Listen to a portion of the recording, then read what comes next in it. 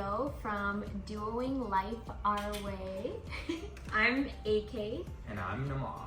So this video is going to be about things that we learned from our first trip to Dubai, and we think this will benefit you to watch because we wish we knew all of these things before getting here, even though we did extensive research. Dubai is a fast changing place, and like information you have from 5 years ago is not the same as it is now. So let's get right into it. Yeah, so first things first, pretty much everything is translated into English. Not pretty much, literally everything is translated into English. And communication hasn't been much of an issue for us either. Like everywhere we've gone, there has been someone that's been able to communicate very well in English with us. Yeah. One of the biggest myths that we realized after getting here is that people wear whatever they want.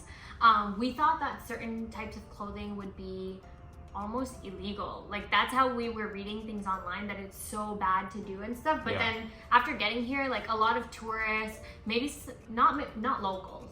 We didn't see many locals like wearing anything like kind of showing off skin. But we did see so many tourists like wearing whatever they want. Yeah, like low cut shirts or crop tops, things like that. Short shorts. Which is something we thought would be looked down upon or would not be really okay here, but it was fine. Nobody seemed to have any issue or anything like that. Yeah. And another big myth that kind of goes hand in hand with that, is that you can't really, like, couples can't hold hands or things like that. Show affection in public. At first we were kind of hesitant to like hold hands, but then we did here and there, and like seemed to be completely fine, and we saw other couples also doing it, even some locals. So it really is not a big deal as much as what we read online, and that again goes to what I think is outdated information. Now, one of the most important things for me, and it made me really happy, was that there are vegetarian options everywhere. We saw a couple like vegan restaurants, but vegetarian is literally in every single restaurant we've been to, whether it's like burgers or different types of cuisines, they always seem to have vegetarian options. A lot of places don't include cheese here. That was kind of something really random, but like in like burgers and stuff, like it's usually, you know, additional to add cheese. So the biggest tip we can give people, and we learned this the hard way, is get a SIM card when you land. Get it when you land. Yeah, at the airport. Don't save it for later. Now the reason for this is because you cannot get a SIM card at any local place without a local UAE ID. And if you don't, then you have to go to one of the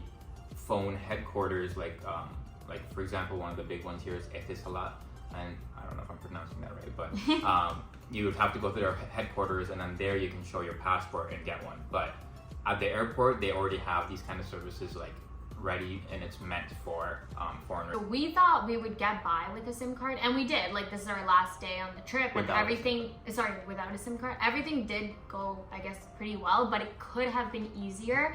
A lot of apps require like SMS verification codes. All of them. Yeah, actually pretty much all of them. One example of that is if you want to rent an e-scooter, which is very convenient and widely used here, everywhere. Which we didn't read about online, so we didn't realize. Yeah, and a really popular app here, you'll see it if you come. It's called the Kareem app, and that's like kind of like the Uber of here. And even for that, like you need, in order to be able to sign up in the first place, you need to get the SMS verification. The reason why we didn't decide to get one at the airport is because it's very expensive, especially if you're not staying long enough to actually use it. We were only staying here for a week, so it wasn't really necessary for us. You can technically download these apps while you're still at home, and you can get the SMS verification codes. Yeah. So one big tip is to download whatever apps you think you would need beforehand. Yeah. But you can get by without a SIM card, even though we recommend you just get one unless you're going to prepare for it beforehand. Talking about offline Google Maps, you should download that. That's going to be really useful for you. When you're able to connect to Wi-Fi, that's great. But when you're not, you definitely want to have offline Google Maps. But the only thing is, offline Google Maps only shows driving directions. So if you were like looking for busing directions somewhere, or walking directions. It won't necessarily show you when you're offline. We want to talk about the taxis here. So we read about this before getting here, that taxis are really convenient to use. And yes, we can vouch for that. The taxi service here is great.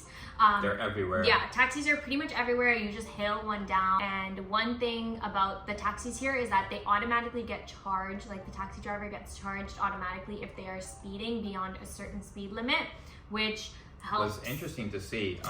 Which helps you feel safer.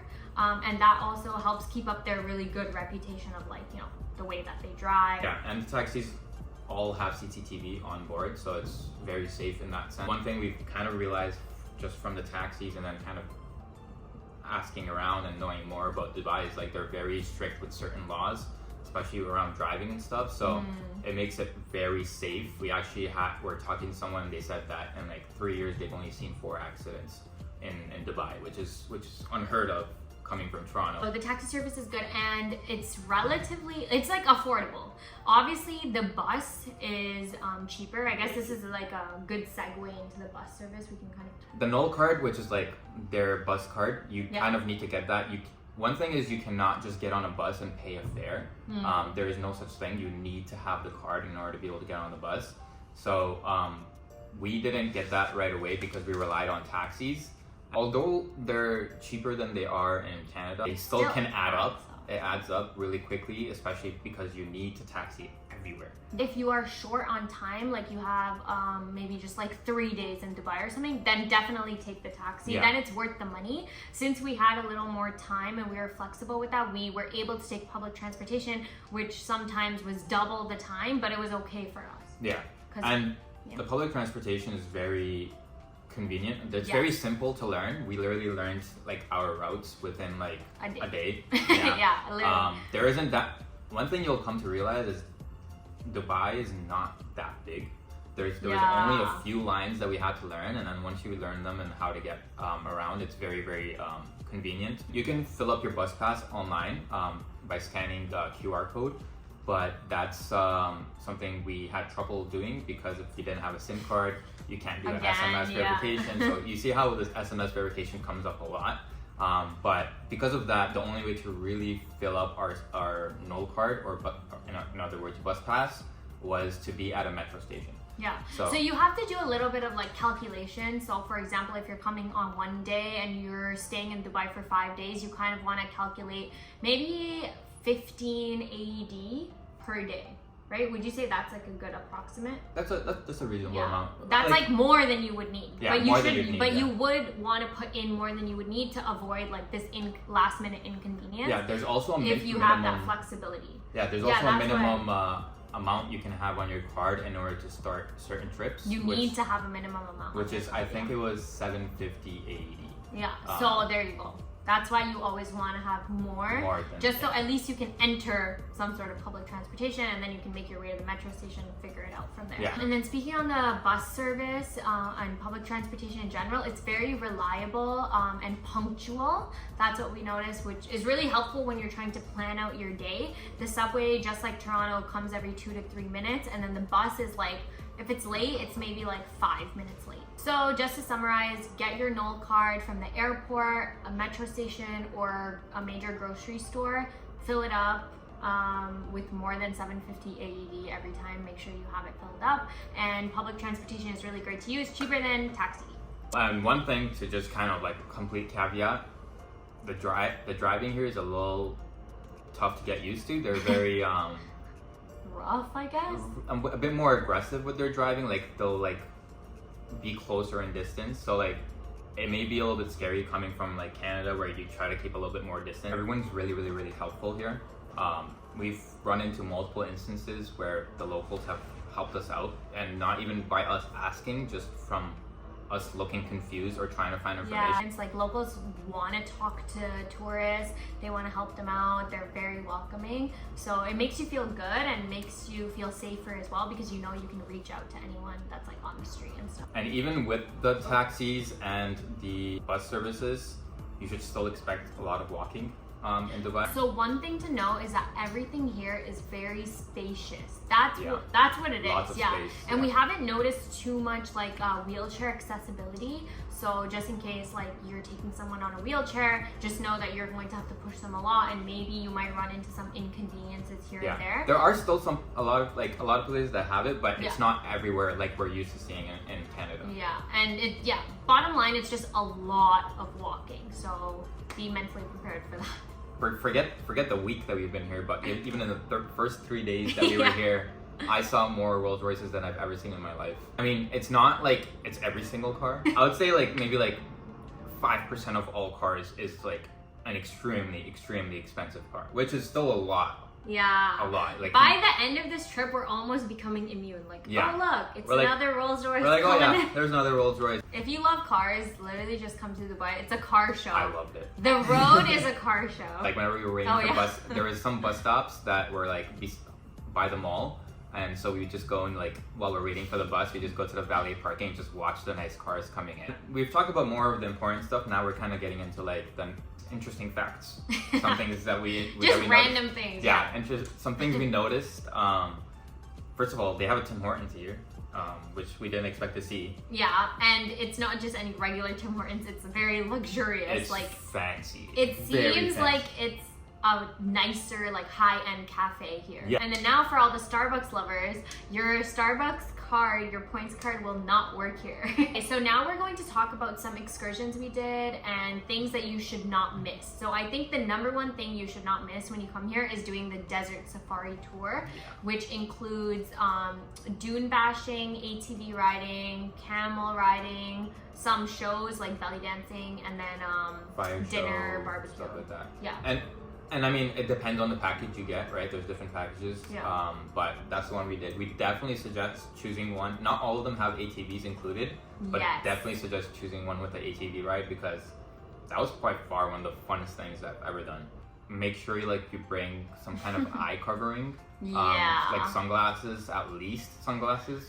Because there's a lot of sand that's flying around as soon as there's some wind picking it up, and like it gets in your eyes, especially if you're ATVing. Another thing that we did was we went up the Burj Khalifa. So for this, we just got really unlucky, and it was the one day where the morning was kind of gloomy and dark. Basically check the weather if you're hoping to get a really nice view out of the Burj Khalifa. Would I say it's worth it? It's worth it just in the fact to say that you've been up there, and and it's very high up. It's cool to see, but like there's not much to do once you're in there. It's actually nicer to see the Burj Khalifa from outside. Yeah. To be honest, like we had so much fun just looking at it from outside in different views. Yeah. But you should do it if you care about, it's just like a check off your bucket list. Yeah. Like that's what it was for me. It was still a cool experience. So yeah, it was still cool. And also the elevator, fastest elevator in the world, it went up. Oh yeah. It went up 124 floors in 60 seconds, which is insane. That's more than 2 floors per second. And you couldn't feel it. Yeah. Wait, did your ears pop? Oh no, yeah. On the way down, my ears popped like 6-7 times, and very badly too. But in terms of like pressure, you couldn't feel it. Whereas we've been up the CN Tower, and you can actually feel it. Like, oh my god, I'm like going up. The Burj Khalifa is connected to the Dubai Mall, which is one of the biggest malls in the world. The mall is huge, so expect a lot of walking in there too. Huge. It's over 12 million square feet big. And to put that into perspective, Eaton Center is, I think it was like 3 or is something. 2.5, around 2.5 million square feet. So. And the mall is like, I would say one of the reasons why it's so big is not necessarily the amount of stores it has, but just the amount of space in the hallways. Oh my god, so much walking. The hallways are just so wide. You could have you could probably walk side by side with like 20 people and you still wouldn't fill up the hallways. Yeah, I don't know how that mall would ever get busy per se.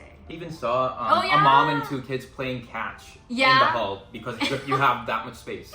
And there was like a little miniature like taxi kind of thing. Like a golf cart going around, I guess, transporting people because it's so big, and maybe if you can't walk that much, you might pay for that service. And then last thing we want to touch on is the Museum of the Future. One big tip to know for this is book this in advance. We didn't book our tickets in advance, and then we kept checking, and there was nothing available until 2 weeks ahead of time, and we were leaving. Obviously not everyone comes with that much time, so we just kept checking, and then one cancellation came up, so we kind of based our day around that one time slot. Like we just overheard people saying like, oh wow, like I'm so glad I got to do this because last year I came and I couldn't do it because it was all booked up. If you're on the fence about going, it's definitely worth it. Alright, well, hope you enjoyed our video. We tried to keep it as short and concise as possible. We'll be making more videos about specific experiences, maybe if people want to get to know about those. Yeah. And of course, of our upcoming travels. So stay tuned for that. And we're going to be doing our life our way. Doing life our way. Duoing life our way.